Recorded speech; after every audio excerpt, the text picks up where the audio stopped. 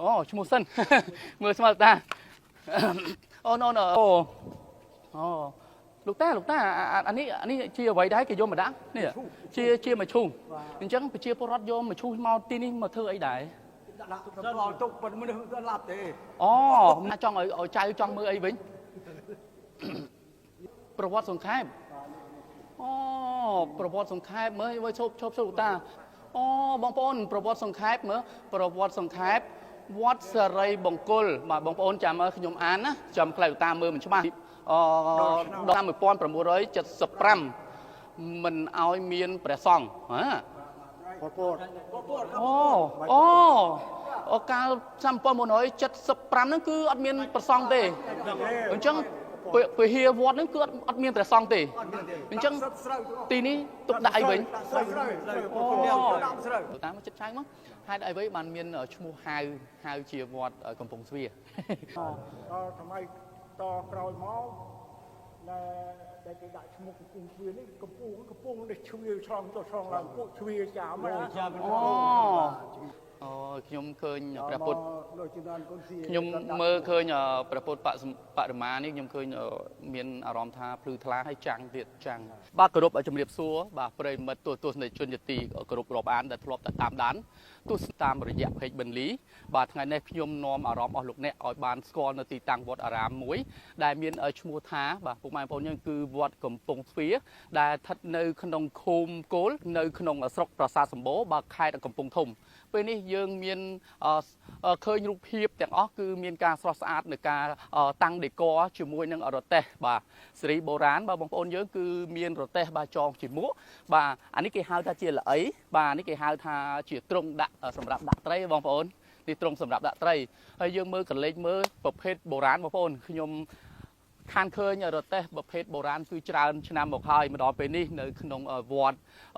កំពង់ស្វានេះគឺមានវត្ថុបុរាណជាច្រើនដូចជារទេះជាដើមបាទហើយទីនេះគឺមានការចងក្អមដើម្បីលំអបាទហើយបងប្អូនពេលខ្លះបងប្អូនមួយចំនួនស្រួលអត់ស្គាល់ទេអានេះគេហៅថាចង្អេបាទបន្តមកទៀតហ្នឹងគឺគេហៅថាកញ្ជើបងប្អូនកញ្ជើហើយបន្តមកទៀតនេះបាទគេហៅថាជាឈ្នៀងពុកម៉ែបងប្អូនពីមុនបងប្អូនយើងតែងតែរកនេសាទត្រីជាលក្ខណៈទ្រង់ទ្រីតូចៗគឺយកឈ្នៀងដើម្បីចិញ្ចោះត្រីគឺបានត្រីក្រឹមឬអីត្រីផ្សេងៗទៅតាមអ្វីដែលគាត់នេសាទហើយអ្វីដែលជាក់ស្ដែងនោះគឺបងប្អូនយើងឃើញកញ្ច្រែងបាទសម្រាប់ដាក់ត្រីឬក៏ធ្វើត្រីហើយចុងក្រោយនេះគឺប្រភេទជាបង្គីបងប្អូនបង្គីនេះដែរគេយកប្រើប្រាស់បាទជោគសម្រាមឬក៏ធម្មតាខេត្តផ្សេងៗគេយកអានេះសម្រាប់ដាក់កាប់អីគោដើម្បីយកទៅចាក់ចោលហើយសម្រាប់យើងកលេចមើលទីនេះគឺស្អាតបាទការដេក័រនេះគឺមានស្បូវបាទស្បូវឃ្លាំងនេះគឺសម្រាប់នៅការដេក័រយើងកលេចមើលដោយមិនភ្លេចទេជាមួយនឹងទង់បាទជាប្រាសាទបាទតំណាងប្រទេសកម្ពុជាគឺប្រាសាទអង្គរវត្តបាទហើយទីនេះគឺមានចងរចនាមានមួកមានផ្កាភ្ញីបាទព្រោះរដូវកាលនេះចិត្តនឹងបុណ្យចូលឆ្នាំហើយមានលំអទៅដោយផ្កាបងប្អូនមានជាផ្កាក្រដាសនេះផងដែរហើយទាំងសងខាងនេះគឺតំណាងប្រាសាទអង្គរវត្តតែម្ដងបងប្អូនមើលឆ្នាំថ្មីបាទ2024ហ្នឹងគឺសង្ក្រាន្តបាទវត្តភ្នំកំពង់ទ្វារនេះគឺធ្វើកំពូលបាទជាប្រាសាទស្រដៀងទៅនឹងប្រាសាទអង្គរវត្តតែម្ដងខ្ញុំនឹងនាំអារម្មណ៍ប្លែកមួយទៀតដើម្បីឲ្យទៅឃើញនៅព្រះវិហារដ៏វែងចំណាស់មួយដែលមានអាយុកាលជាច្រើនឆ្នាំនោះគឺកសាងតាំងពីឆ្នាំ1942បាទមានវ័យចំណាស់ដល់ពេលនេះគឺអាយុកាលនោះ82ឆ្នាំហើយបងប្អូនរៀបសួរម្ដងទៀតសម្រាប់សំណាក់ទស្សនិកជនជាទីគោរពដែលធ្លាប់តែតាមដានបាទបង្ហាញអំពីប្រវត្តិសាស្ត្រនៃវិហារនៅខាងលើនេះគឺមានកាលអាយុវ័យចំណាស់ចូល80ឆ្នាំជាងហើយតាមប្រភពព័ត៌មានអំពីលោកតាលោកយាយដែលរស់នៅក្នុងវត្តអារាមនេះផងដែរហើយបងប្អូនមើលកលេចមើលព្រះវិហារបាទរៀងទ្រុឌទ្រោមបន្តិចហើយមានវ័យចំណាស់ខ្លាំងមែនទែនដែលយើងមើលនៅការចាក់ស្ដែងសូម្បីតែទ្វារបងប្អូនវាក៏ប្រភេទទ្វារឈើបុរាណផងដែរបងប្អូនប្រភេទជើងទ្វារនេះគឺជាទ្វារមិនដឹងថាឈើអីទេអាយុកាល80ឆ្នាំជាងហើយនៅតែមានការរឹងមាំតែគ្រាន់តែវាចាស់បន្តិចប៉ុន្តែដាក់ឈើទាំងហុបមកតែម្ដងគឺកាលចូលប្រហែលលោកតាអូឈ្មោះសិនមើលស្មើតាអូណូអូ លោកតាអានេះជាអ្វីដែរគេយកមកដាក់នេះជាមឈូសអញ្ចឹងប្រជាពលរដ្ឋយកមឈូសមកទីនេះមកធ្វើអីដែរ ដាក់តម្កល់ទុកប៉ុន្តែមនុស្សស្លាប់ទេ អូមកតម្កល់ទុកជប់ចង់សួរអស់សិននេះគឺជាមឈូស បាទមឈូស ហើយអានេះគឺមានតូចមានធំ បាទមានតូច អញ្ចឹង តែមានម្ចាស់គេអស់ប៉ុន្តែមនុស្សនៅរស់ទេ មនុស្សនៅរស់ទេនេះគាត់ទៅធ្វើមឈូសដើម្បីបញ្ញាផ្ញើនឹងប្រសង់គណៈកម្មការសិនដើម្បីពេលដែលមានចាស់ជរាឈឺស្កាត់គឺក៏មរណៈទៅក៏យកមឈូសនោះដាក់ទៅឲ្យធ្វើការបូជាឬក៏អីនៅក្នុងទីវត្តអារាមនេះអូលោកតាមើលលោកតាចង់ឲ្យចៅចង់មើលអីវិញ អូប្រវត្តិសង្ខេបអូប្រវត្តិសង្ខេបមើលឲ្យឈប់តាអូបងប្អូនប្រវត្តិសង្ខេបមើលប្រវត្តិសង្ខេបវត្តសេរីបង្គោលបាទបងប្អូនចាំមើលខ្ញុំអានណាចាំផ្លែលោកតាមើលមិនច្បាស់បាទប្រវត្តិសង្ខេបបាទវត្តសេរីបង្គោលកើតនៅឆ្នាំ 1883 អូ1883 នេះបានច្បាស់បាទដឹកនាំដោយព្រះចៅគ្រូអតិកាព្រះនាមហុកសូបាទធ្វើព្រះវិហារអំពីឈើដល់ឆ្នាំ 1949 ដឹកនាំដោយព្រះគ្រូចៅអតិកាព្រះនាមម៉ាក់សៀកសាងព្រះវិហារអំពីបេតុងនិងសមិទ្ធផលផ្សេងបាទដល់ឆ្នាំ 1990 ឆ្នាំ 1975 មិនឲ្យមានព្រះសង្ឃកាលឆ្នាំ 1975 ហ្នឹងគឺអត់មានព្រះសង្ឃទេអញ្ចឹងពហិវត្តហ្នឹងគឺអត់មានព្រះសង្ឃទេអញ្ចឹងទីនេះទុកដាក់អីវិញដាក់ស្រូវដាំស្រូវអញ្ចឹងជុំវិញព្រះវិហារហ្នឹងគឺធ្វើកសិកម្មប្រមូលផលស្រូវយកមកដាក់ក្នុងវិហារនេះអញ្ចឹងបងប្អូនកុំឆ្ងល់ណានេះមិនឲ្យមានព្រះសង្ឃទេអញ្ចឹងដល់ឆ្នាំសូមបញ្ជាក់ម្ដងទៀតដល់ឆ្នាំ 1975 ហ្នឹងគឺមិនឲ្យមានព្រះសង្ឃនៅក្នុងទីវត្តទេអត់ឲ្យមានព្រះសង្ឃណាអត់ឲ្យមានព្រះសង្ឃនៅក្នុងវត្តទេបាទដល់លុះមកដល់ឆ្នាំ 1980 លោកតាស៊ុយឆៅបួសចាប់ផ្ដើមរៀបចំកសាងវត្តនេះឡើងវិញធ្វើសាលាឆាន់កត់បាទធ្វើអញ្ចឹងរៀបចំឡើងវិញហើយដល់ឆ្នាំ 80 អញ្ចឹងអំឡុង 5 ឆ្នាំទេកើតមានលោកមានវត្តវិញអញ្ចឹងដល់ឆ្នាំមិញដល់ឆ្នាំនេះនៅតាណាបាទដល់លុះដល់មកឆ្នាំ 1987 បាទលោកតាជាឡុងដូរបច្ចាអធិការរហូតបាទបួសកសាងកុដិនិងសាលាបាលីធ្វើអំពីឈើមានកុដិសាលាបាលីមួយទៀតបាទទី 6 បាទដល់ឆ្នាំ 2005 លុះដល់ 2005 លោកតាណា2005 ទៅនិមន្តព្រះដេចគុណព្រះនាមកងស៊ីវមកធ្វើជាចៅអធិការវត្តលោកតាដឹកនាំពុទ្ធបរិស័ទកសាងមានសាលាបណ្ឌបាតក្លោងទ្វារដងតុងរបងវត្តកត់បាទធ្វើដោយបេតុងកែលម្អដំបូលព្រះវិហារនិងចាក់ដី 700 ឡាន700 ឡានចាប់ពីឆ្នាំ 2005 មកដល់ 2010 តាហេតុអ្វីបានកសាងមានទ្វារចំនួនដល់ 15 លោកតាមានដឹងទេបាទ15ទ្វារបាទ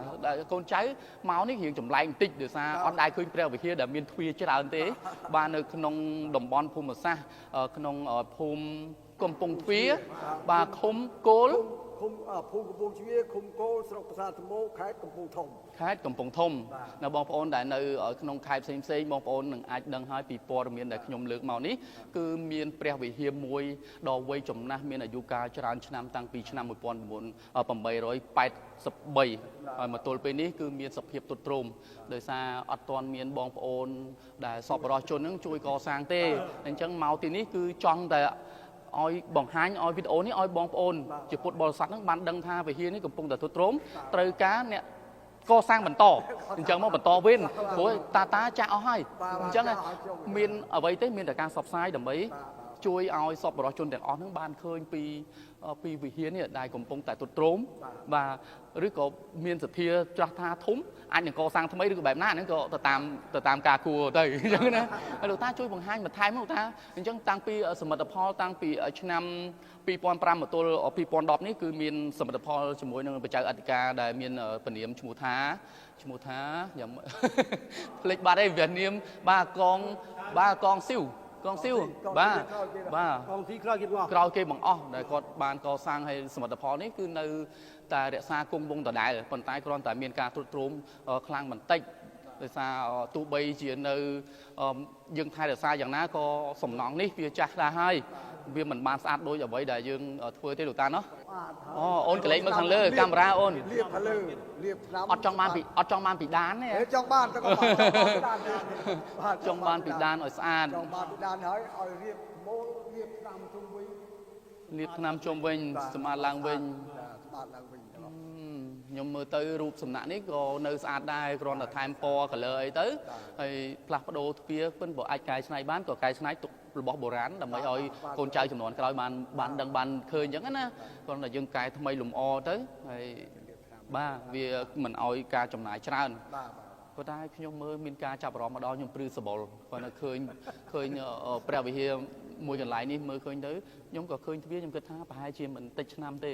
អញ្ចឹងក៏ខ្ញុំចាក់សួរលោកតាទៅពូកាលតាំងពីឆ្នាំ1883មកទល់ពេលនេះគឺអាយុកាលច្រើនឆ្នាំមែនទែនបាទមើលតបោខាងលើយ៉ាងទ្រុសធ្លាយដែរហើយមានចេញសាច់ដែកមានអីអញ្ចឹងស្នាដៃបានប្រក់តបូលមកលោកតាការកសាងពីមុនមកយ៉ាងម៉េចដែរពីចាស់បុរាណ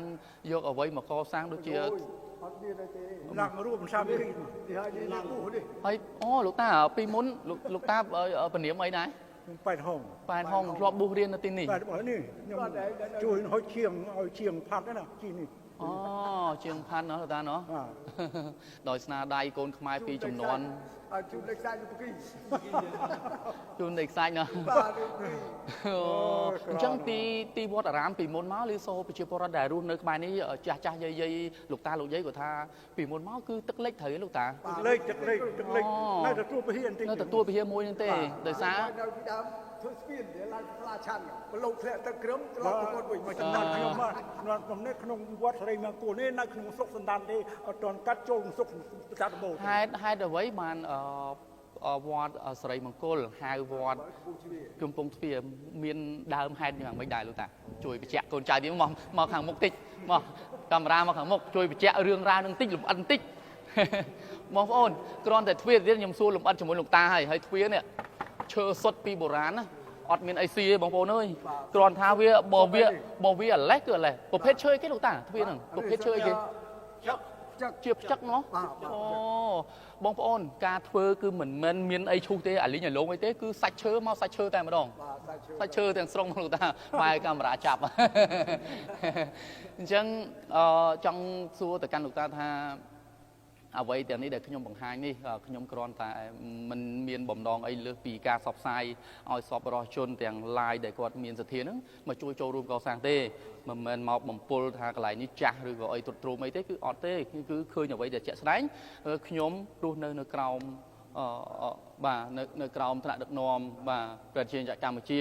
មានសម្ដេចតេជោបាទនិងសម្ដេចហ៊ុនម៉ាណែតជាប្រធាននៃការគ្រប់គ្រងហើយកូនចៅចង់បានតែក្តីសុខក្តីចម្រើនទេហើយនេះគឺជាសាសនារបស់រដ្ឋហើយយើងមកនេះមករំលឹករំកើនដើម្បីឲ្យបងប្អូនចូលរួមនឹងការកសាងទេអត់ចង់បានអីទេជួយសបផ្សាយទីនេះដោយសារមានការខ្វះខាតលោកតាណោះមានការខ្វះខាតឥឡូវសូមមានការខ្វះខាតឥឡូវបន្តមកទៀតខ្ញុំចង់សួរបន្ថែមហេតុអីមកលោកតាមកចិត្តឆាយមកហេតុអីវិញបានមានឈ្មោះហៅជាវត្តកំពង់ស្វាមានដើមហេតុអីមានដំណើររឿងណាកាលពីដើមមកគេដាក់វត្តកំពង់ស្វាទេដាក់កំពង់ស្វាទេវត្តពីដើមនេះណាបាទពីដើមមកកំពង់ស្វាទេកំពង់ស្វាទេរៀបប្រាប់មួយថាមុនដំបូងណាវត្តនេះនៅនោះទេត្បូងទេនៅខាងណាវិញនៅខាងក្រោមទេចុងភូមិចុងភូមិវិញទេដល់មកសម័យក្រោយនឹងចិត្តទៅពឹងចិត្តឆេះពេកណាឆេះវាមកឆេះវត្តនោះបាទពីជន់មុនរើមកនៅកន្លែងនេះពីមុនជាព្រៃស្ដុកឬក៏មិនលោកតាបាទព្រៃស្ដុកដល់ពេលដែលឆេះព្រៃទៅវាឆ្លងចូលវត្តបាទដល់សម័យតក្រោយមក ដែលគេដាក់ឈ្មោះកំពង់ទ្វារនេះកំពង់នេះជ្រាវឆ្លងចុះឆ្លងឡើងពួកជ្វាចាមណា ខ្ញុំឃើញព្រះពុទ្ធ លោកជំនាន់កូនសៀ ខ្ញុំមើលឃើញព្រះពុទ្ធបរិមានេះខ្ញុំឃើញមានអារម្មណ៍ថាភ្លឺថ្លាហើយចាំងទៀតចាំងមានអារម្មណ៍ថានឹងមានពុទ្ធបរិស័ទមកជួយកសាងហើយព្រោះស្នាមញខ្ញុំមើលទៅកលេចដូចញញឹមដាក់ខ្ញុំហ្មងខ្ញុំនិយាយត្រង់ហ្មងខ្ញុំនិយាយត្រង់ហ្មងខ្ញុំនិយាយត្រង់ថាមានអារម្មណ៍ថាដូចមានចិត្តជំរុញមួយឲ្យចង់មកធ្វើពីខ្ញុំក៏ឆ្លៀតឱកាសនេះក៏ធ្វើទៅនេះជាបុណ្យកុសលរបស់ខ្ញុំដែរទេបាទអញ្ចឹងលោកតាជួយមើលមកជុំមកមកជួយលោកតាបងប្អូននៅកលេចមើលថ្លងទ្វារនេះគឺកសាងនៅឆ្នាំ2005ទេគឺបដិជនក្រោយទេដែលគាត់បានកសាងដីប្រភេទប្រាសាទអង្គរវត្តបាទមានកំពូល3ហើយស្រស់ស្អាតមែនតើបាទលោកតានៅទីនេះគឺចាស់អស់ទាំងអស់និយាយចំទៅហើយសំណង់នេះគឺមានសភាពខុសពីឥឡូវលោកតាខុសពីឥឡូវគ្រូដើរមើលជាប់រងថ្ងៃ បាទហើយអេស្កានឹងកំពុងតែធ្វើអីលោកតាជីកស្រះស្រះពីមុនគឺមានត្រីមានអីចិញ្ចឹមអីគ្រប់បែបយ៉ាងអញ្ចឹងណាលោកតាមានត្រីបើគេដល់បងគេជួលចង់បានទឹកដាក់ស្រែឲ្យបូមទៅក៏ស្វិតស្រែ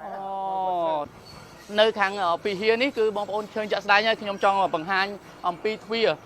មានចំនួន15ដែលវិហារទាំងអស់នៅក្នុងប្រទេសកម្ពុជានេះអ្វីដែលខ្ញុំឃើញព្រះវិហារនេះគឺមិនធ្លាប់ឃើញណាបងប្អូនគឺវិហារនេះគឺមានទ្វាររៀងចម្លែកជាងគេបន្តិចដោយសារលោកតាបានបញ្ជាក់ថា